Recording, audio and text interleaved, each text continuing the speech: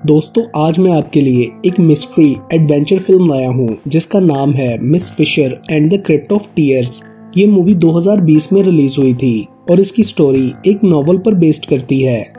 Movie के start में हमें बताया गया है कि ईयर 1929 ग्रेट वॉर के 11 साल बाद ब्रिटेन ने फलस्तीन में कॉलोनियल रूल को खत्म करने का प्रॉमिस किया था, लेकिन अब वो इस बारे में कुछ नहीं कर रहे थे, जिसकी वजह से यरूशलेम टिंडर बॉक्स बन चुका था और इस सब के खिलाफ तहरीक चलाने वालों को अरेस्ट किया जा रहा था। उसके बाद मूवी स्टार्ट होती है और हम एक लड़की को कैद में देखते हैं। फिर एक नकाब वाली औरत भाग रही होती है और उसके पीछे पुलिस लगी होती है और घरों की छतों पर से भागते हुए वो औरत अपने कपड़े चेंज कर लेती है और हम देखते हैं कि वो फ्राइन फिशर है। फिर वो प्रोफेसर लेनॉइस के घर की छत से कूदकर उनके पास जाती है और उन्हें बताती है कि मैं एक लड़की शीरीन अब्बास को ढूंढ रही हूँ।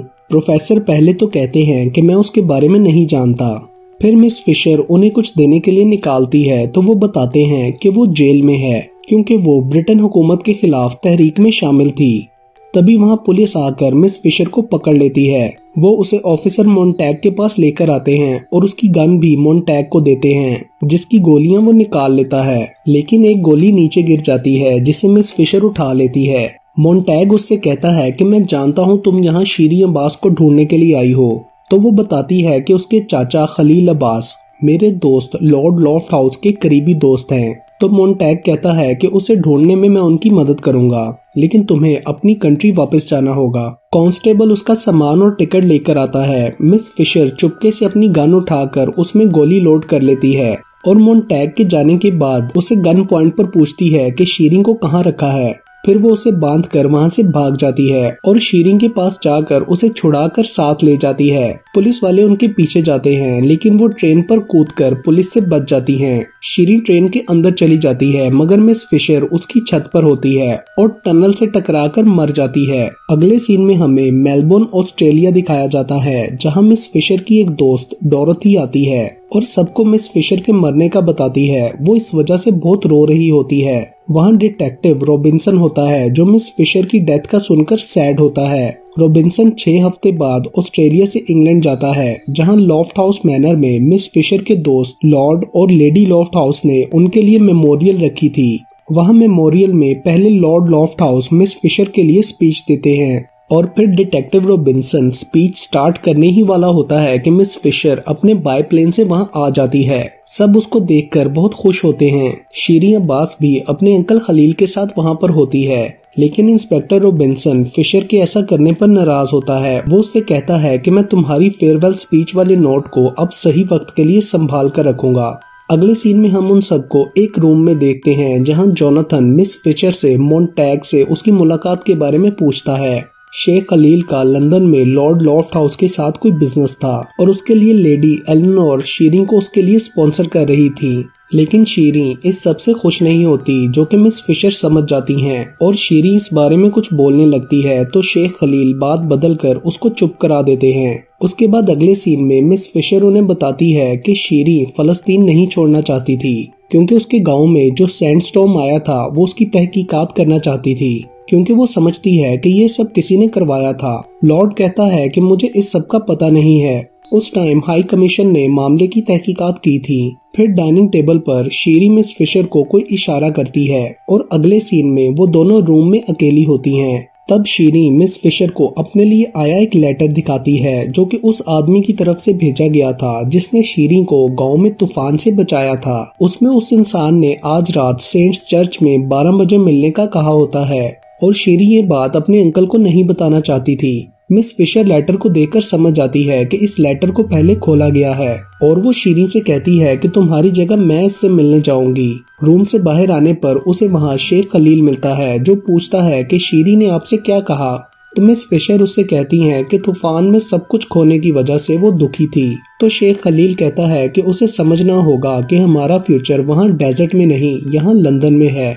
रात को मिस फिशर रॉबिन्सन के पास जाती है और उसे अपने साथ चर्च में स्ट्रेंजर को मिलने जाने के लिए कहती है और वो उसे बताती है कि फलस्तीन में एक बेडून ट्राइब को मार दिया गया है और फिर सबूत मिटाने के लिए सैंडस्टॉर्म का सहारा लिया गया और उस सब की अकेली सर्वाइवर एक लड़की अपनी जान खतरे में डालकर मर्डर को ढूंढना चाहती है। ये सुनकर जैक मान जाता है। अगले सीन में मिस फिशर चर्च में जाती है। वहाँ उसे एक आदमी मिलता है। वो मिस फिशर पर यकीन नहीं कर रहा होता कि तभी कोई उसे गोली मार देता है। वो मरने से पहले कहता है कि शीरी से कहना मुझे माफ कर दे, हम सब शापित हैं। और मिस फिशर को एक एमराल्ड एमुलेट देता है।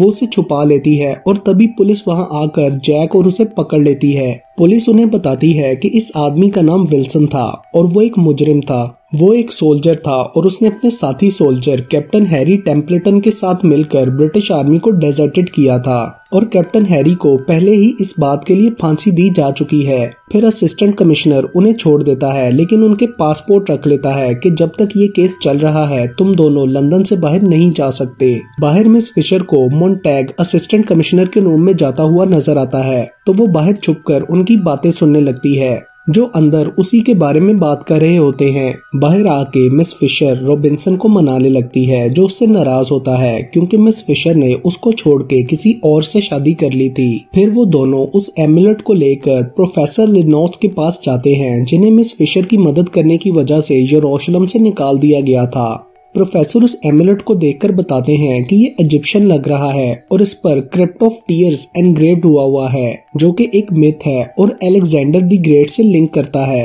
वो बताते हैं कि मेरे पास एक ट्रांसक्रिप्ट है जिसमें अलेक्जेंडर की लास्ट कैंपेन का जिक्र है जहां उन्हें बहुत दर्द मिला जिसकी वजह से वो बहुत रोए। उन्होंने एक बड़े ज्यूल को प्रोटेक्ट किया जिसे ऑल सीइंग आई कहा जाता है और ये एक बहुत स्ट्रॉन्ग कर्स है।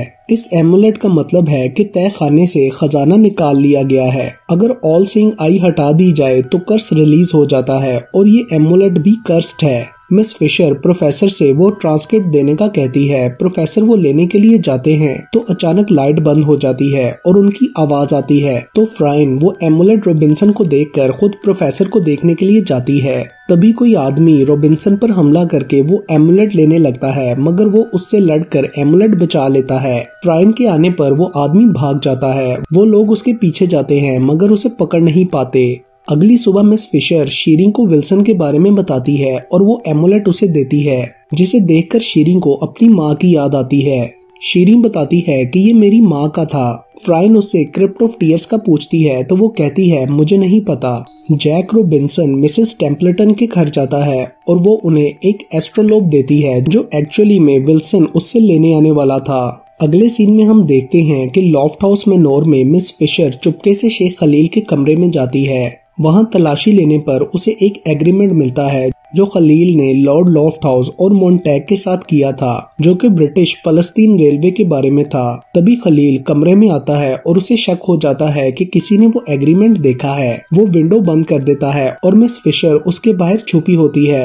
अगले सीन में खलील शीरीन को समझाता है कि तुम हमारी बातों को प्राइवेट रखो, मिस फिशर को इस सब से दूर रखो और रात में होने वाले बॉल की तैयारी करो जिससे तुम्हें यहाँ सोसाइटी में एक्सेप्टेंस मिलेगी और ये तुम्हारी सेफ्टी के लिए जरूरी है। तो शीरीन उसे वो एमुलेट दिखाती है और कहती है कि जिसने मुझे बचाया वो ब्रिटिश सोल्जर था और उसने हमसे झूठ बोला, वो मेरे गार्डियन एंजल नहीं थे। तो खलील उससे दोबारा सारी बात पूछता है तो वो बताती है कि बचपन में पहाड़ों से शहद इकट्ठा करना मेरा काम था। मेरी माँ ने कहा था कि वो मुझे इस एमुलेट का सीक्रेट बताएगी। एक दिन मैं शहद लेने गई हुई थी, पीछे से कुछ लोग आए और सबको मार दिया। जब मैं वहाँ आई तो एक सैंडस्टॉर्म आया मगर मुझे उस आदमी ने बचा लिया। खलील ये सब सुनकर कहता है कि इस बारे में किसी और को ना बताना, मैं इस बात की तहकीक करूंगा। रात को बॉल में रॉबिन्सन फ्राइन को वो एस्ट्रोलोब देता है। वो जैक से कहती है कि हमें उस डील का पता लगाना है। मैं लॉर्ड और मोंटैग को देखूंगी, तुम शेख का पीछा करो। शेख लॉर्ड को फलस्तीन रेलवे खरीदने के लिए फंड दे रहा था लेकिन शीरीन की बताई हुई बात की वजह से वो अब इस एग्रीमेंट पर साइन नहीं कर रहा था। वो मोंटैग को केस सेटल करने का कहता है। एग्रीमेंट साइन ना करने की वजह से लॉर्ड को खलील पर गुस्सा आता है और वो उससे उलझता है। वो कहता है कि मैंने फलस्तीन में ब्रिटिश के लिए अपना सब कुछ कुर्बान कर दिया, ये मेरी गलती है। वो शीरीन को पैकिंग करने का कहता है और वहाँ से चला जाता है। बाद में एक आवाज आने पर सब उसके रूम में जाते हैं तो वो वहाँ मरा होता है। मिस फिशर को खिड़की से नीचे लॉन में एक गन पड़ी नजर आती है। वो और जैक उसे जाकर उठाते हैं तो पुलिस वहां आ जाती है और पुलिस को वहां से लॉर्ड के कोर्ट का बटन भी मिलता है। असिस्टेंट कमिश्नर लॉर्ड से इन्वेस्टिगेट करता है।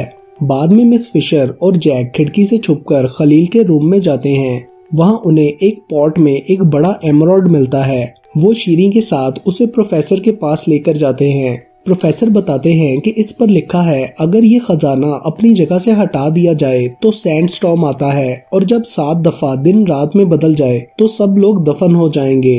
मिस फिशर उसे एस्ट्रोलोब भी दिखाती है जिससे पता चलता है कि ये अलेक्जेंडर से रिलेट करता है। मिस फिशर समझ जाती है कि दिन के रात में बदलने का मतलब सोलर एक्लिप्स है और तब से अब तक 6 एक्लिप्स हो चुके हैं और 7वें से पहले हमें क्रिप्ट ऑफ टीयर्स ढूंढकर ये चीजें वहां वापस रखनी होंगी, वरना अलेक्जेंडर का कर्स अनस्टॉपेबल हो जाएगा।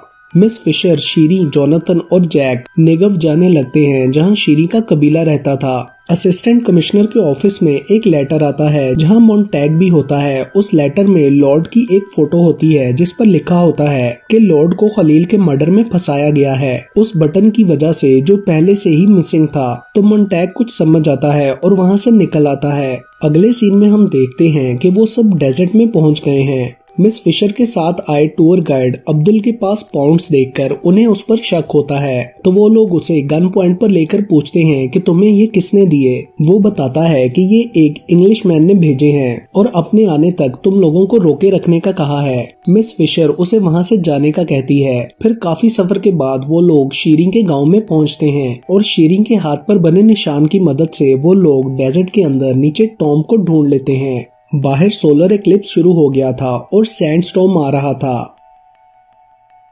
वहां अलेक्जेंडर की सीक्रेट डेजर्ट ब्राइड की बॉडी थी जिसे महफूज रखने के लिए उस पर शहद लगाया हुआ था। उसके बाद उन्हें एक और लाश नजर आती है जिसको एक चाकू लगा होता है जिस पर लॉफ्ट हाउस लिखा था और जोनाथन का निशान था। तो जोनाथन बताता है कि मैं कैप्टन टेम्पलेटन और विल्सन के साथ यहाँ आया था। हमने कबीले वालों से खजाने का पूछा तो शीरी की माँ हमें यहाँ लेकर आई। टेम्पलेटन बाहर पहरा दे रहा था तो हम पर कर्स का असर हुआ। टेम्पलेटन ने बाहर सबको मार दिया। गोलियों की आवाज सुनकर उसकी माँ लड़ने लगी तो मैंने गलती से उसे मार डाला।